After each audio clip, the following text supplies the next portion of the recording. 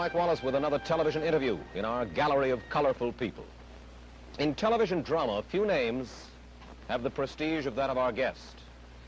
Rod Serling is the only writer to have won 3 Emmy Awards for Requiem for a Heavyweight, Patterns, The Comedian. We'll talk to him about censorship in television, his fight to say what he believes, and we'll learn what he means by the price tag that hangs on success. Way back in 1951, when television was just a baby, a young man sat in a Cincinnati diner with his wife and came to a momentous decision. He decided to give up the security of his job and take a chance in becoming a freelance television writer. Rod, first of all, let me ask you this. What was it that brought that decision about? Was it a burning desire to write because you felt that you had to say something, or was it just a way to make more money? A combination of many things, Mike. The immediate motive at the time, the prodding thing that pushed me into it, was that I'd been writing for a Cincinnati television station as a staff writer, which is a particularly dreamless occupation, composed of doing commercials, even making up letters of, what do they call it, to plug a product. Somebody has used it. Testimonial? Testimonial letters. As I recall, there was a drug, a liquid drug on the market at the time that could cure everything from arthritis to a fractured pelvis. And I actually had to write testimonial letters.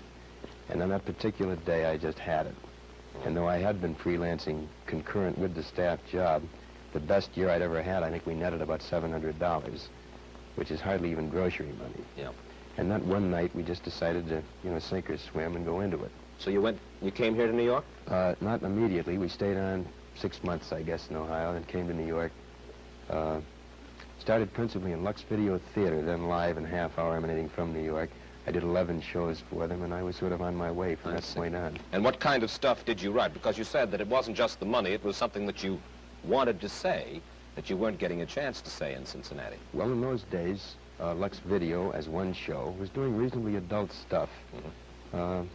These, of course, were not Playhouse 90s, nor were they award-winning shows, but they were reasonably mature things that even today stand up pretty well.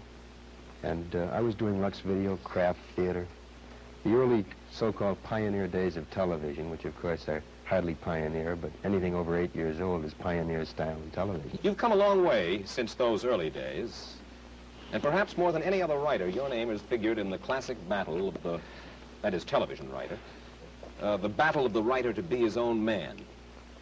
What happens when a writer like yourself writes something that he really believes in for television? I'm not sure I understand the question, Mike. What happens, you mean, in terms of... Well, we hear a lot about censorship of the writer on TV. We've heard a good deal about it in your own case especially. Well, depending, of course, on the thematic treatment you're using, if you have the temerity to try to dramatize a theme that involves any particular social controversy currently extant, then you're in deep trouble.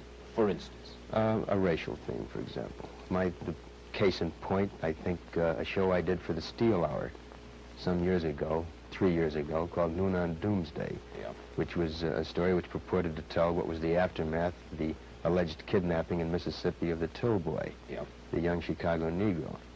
And I wrote the script using black and white initially. Then it was changed to suggest an unnamed foreigner. Then the locale was moved from the South to New England, and I'm convinced they'd have gone up to Alaska or the North Pole and using Eskimos as a possible minority, except I suppose the costume problem was of sufficient severity not to attempt it. But it became a lukewarm, vitiated